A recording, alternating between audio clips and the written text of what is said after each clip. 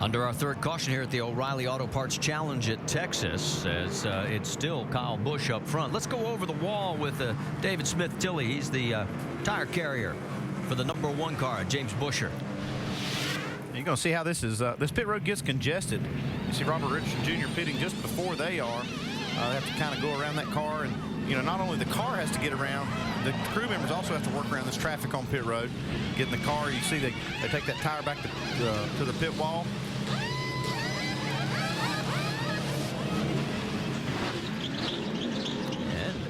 Whoa, well, one of the crew guys almost got bumped by Richardson as they went back out. Getting ready to go back to green flag racing for you. Tony Raines and Shelby Howard got the wave around, but they are still at least 1 and 3 laps down, respectively. And it is Kyle Busch on the high side this time with Kevin Harvick underneath. We saw Harvick make that work on that high side. Let's see if Kyle Busch can, but Harvick's hanging tough on the inside. Well, look at all the sparks coming out of the 10 of Kasey Kahne. Yeah, he's got big-time sparks flying out from under that car. See if we can see it again, and he is dropping back. Yeah, he's still got this issue. There is something wrong with the 10. He's still kind of up to speed, but he's...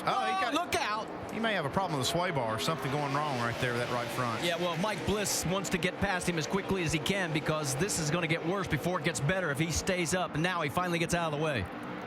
Yeah, he was trying to keep digging there, but he had something wrong. Man, that's a shame. He had a fast race car. Certainly Guys, did. It looked like he might have an opportunity, if he got the opportunity to run with Kyle Busch. Like he might have a right front tire down, actually. Something happened on this lane on the right side. He qualified 4th, has been running in the top 5 literally all day. But now looks like the tire's up, but he may have some kind of problem with the suspension on the right front. It broke the arm. You're talking about the sway bar arm right there. I feel like it broke the sway bar arm.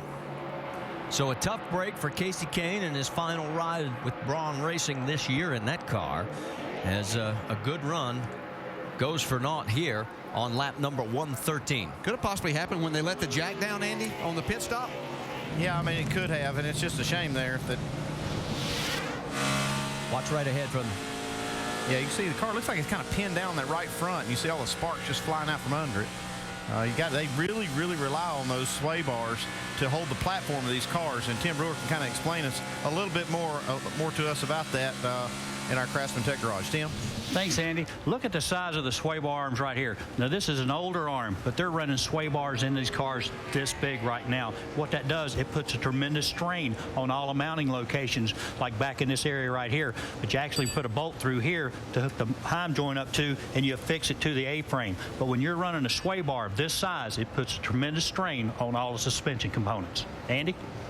Yeah, Tim, they had to take that car behind the wall. They're probably going to try to see if they can fix it, maybe get back out there. But it's undrivable with that sway bar arm off of there. That's Brad Keselowski and Matt Kenseth, 3rd and 4th on the racetrack. They're about a second behind Kyle Busch and Kevin Harvick. Well, Harvick's just ahead of him. It's Kyle Busch that's a full second ahead. They're 2nd, 3rd, and 4th, all in one view. See, a lot of these drivers trying to move around on the racetrack to see if they can find some more grip or some more speed as we move forward in this race. And Joey Logano, remember the handful he had throughout practice and qualifying? Well, right now he's got a race car that is now back into the top 5. There's David Reagan right behind him, Casey Mears, who came in at the last minute for Jeff Burton, and Mike Bliss. Yeah, Casey Mears doing a fantastic job. He had no practice whatsoever in this car. Having a nice run, getting it up in the top 10 all day long. And if you weren't with us at the beginning of the broadcast, hasn't been in a nationwide seat since 2007. Yeah, I talked to Casey. He was walking out to pit road. They were getting ready to qualify the nationwide cars, and I asked him how many laps he had in the car. He said 0. I haven't been in a nationwide car in 2 years. This will be it. And on top of that, it's not his seat or anything else in this car, so he's had to adapt to all kinds of different situations. Vince? Yeah, that's exactly right. And in fact, that's why Clinton Boyer is not in this car. Boyer normally shares the ride with Jeff Burton, but Boyer and Burton are completely different sizes when it comes to the seat. This is not Mears' seat either, but they were able to put some styrofoam and some cushion in there to make it fit him a lot better. So quite a nice performance for Mears. And Dan Deeringhoff, who's back on the box for the 29 as the crew chief. They lost about 4 or 5 spots on that last pit stop because they had a lug nut held off, but they came back on the radio and told Casey, don't sweat it, we got a good car, pick them off on the track, and he's doing just that. Well, he's getting picked off right now by Mike Bliss because Bliss has picked up some horsepower and got some more grip and moves into 7th and looking to get 6th with Joey Logano. And here he comes underneath him, guys. Yeah, he's doing a fantastic job on the track. If I can get that pit crew working as good in the pits as what he is on the track, they'll have something today. Yeah, they had just a little problem on the left side of that 4-tire change, which got them behind a little bit. But Mike Bliss just driving the wheels off this thing. Shannon, you've caught up with Casey?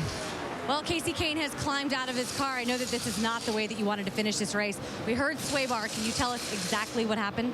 Yeah, it just broke, so then it just lays on the right front. The whole car's on the right side, scraping the ground, and you can't race like that. But this whole Great Clips Toyota team did a great job. They had a good pit stops. Man, I think we were the only ones. Kyle was gone, but at times we were faster. So if anybody had a shot today at this point in the race, I think we did. And so, I mean, that's good to know. We're going to race 8 races next year with this team and Great Clips, and I look forward to it. All right, good luck to you, Casey. We got a wreck on the track, guys. We'll hand it up to you so you guys can take care of this. Yeah, Mike Wallace, brand new sponsor with Newtone, and that's not the way he wanted to get on TV. He was running 20th. He was involved, a 3-car deal. And there's Justin Allgaier. This is huge implications because Rookie of the Year is at stake for him, and also 5th on the podium. Yeah, he's got a lot of damage. You see, he shuts the car completely off, turns the battery off. He's getting out. Yeah, I'm good. Just got super loose up off there. Tried to hold on to it, couldn't do it. Sounds like this whole thing may have been because he got loose coming off the corner. He'd been running that higher line, and we'd heard him talk earlier in the race about his car coming in. He knows it's supposed to come in later, but these restarts have been difficult for him. He was running 13th. Take a look, and there he is. He's loose. Yeah, I say so. He was way up. He'd been working the top of the racetrack some. Just like Dale said, the car's looking for grip. Just didn't find what he was looking for there. Too bad Mike Wallace got involved in that. Michael McDowell also. McDowell's in a battle for 10th in the points championship with Michael Annette. There's Mike Wallace, as we mentioned in the 01 also. So 2 guys that were trying to secure positions. He was 30 points ahead at the moment that this took place. Yeah, this is higher than what we've seen anybody else. You can hear him kind of play with the throttle Hold your brake, on hold it. your brake, hold your brake, hold your brake, hold your brake. And the other cars came piling in because they're the fast part of the racetrack on that exit of turn All right, 2. man, we got it. Both ends right here. Well, you heard Rusty, the guys talk about it at the beginning of the countdown. Turns 2, turns 4. And it just bit Justin Allgaier.